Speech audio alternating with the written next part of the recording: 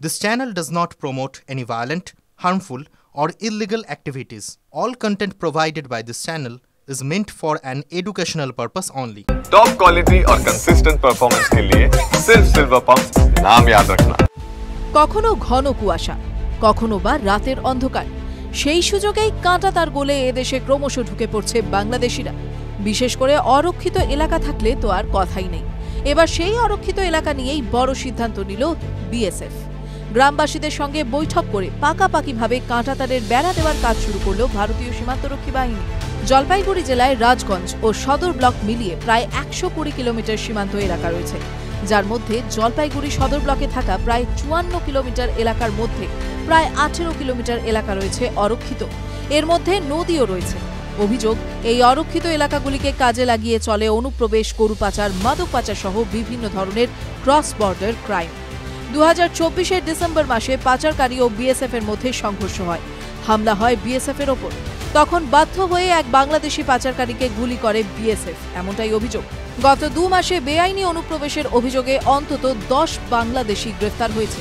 সীমান্ত রক্ষা, অপরাধ ও ভারতীয়দের সম্পত্তি রক্ষা করতে এলাকায় সজাগ রয়েছে বর্ডার সিকিউরিটি ফোর্স।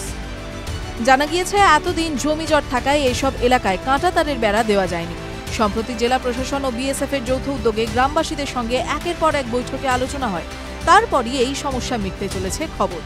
একই সঙ্গে সীমান্ত এলাকায় আরও ক্যাম্প বসানোর উদ্যোগ নিয়েছে বিএসএফ। বেড়া যেটা সিদ্ধান্ত যেটা নিচ্ছে সেইটাই হয়ে যাবে, সেইটাই হবে। মিটিং হলো, তারপর আগের বার কি হয়েছিল, এলাকানে পাবলিক কইছি না, বিএসএফ এর কইছি ঠিক আছে, গরিব মানুষ বাড়িতে এই তো বাড়ি কোথাও নড়াবো, এটা না করি হ্যাঁ বাস জিরো দিয়ে বাস বেড়াটা দিয়ে দিই, ঠিক আছে জিরো দিয়ে। তারপরে কি গেল, পাবলিক কইছে না আমি মানবো না। তাদের কি করছে, তাহলে আমার তাহলে ২০০ গছে তাহলে ভিতরে তার হেল লাগবে, ওই যেইটা করছে ওইটা মারা নিচ্ছে বাস। না বিএসএফ মানুষ ও আমার সারাক্ষণ ডিউটি করে, শান্তিতে আছি।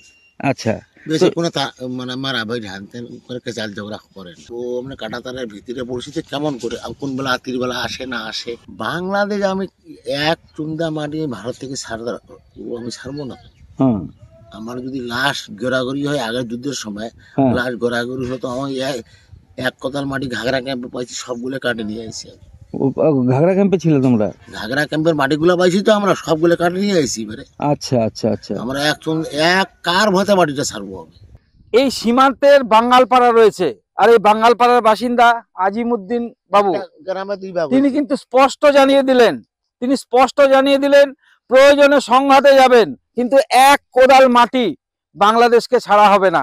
এবং তারা চাচ্ছেন এই এলাকায় দ্রুত কাঁটাতারের বেড়া হোক, এবং সেই ক্ষেত্রে যদি বাংলাদেশের তরফে কোনো রকম তাদেরকে বাধা সৃষ্টি করে, কোনোভাবে তারা কিন্তু এই সমস্ত মেনে নেবেন না, এবং এইখানকার এক কোদাল মাটি তারা ছাড়বেন না বলে সাফ জানিয়ে দিলেন। নীলেশ্বর সান্যাল, টিভি9 বাংলা, বেড়ুবাড়ি সীমান্ত।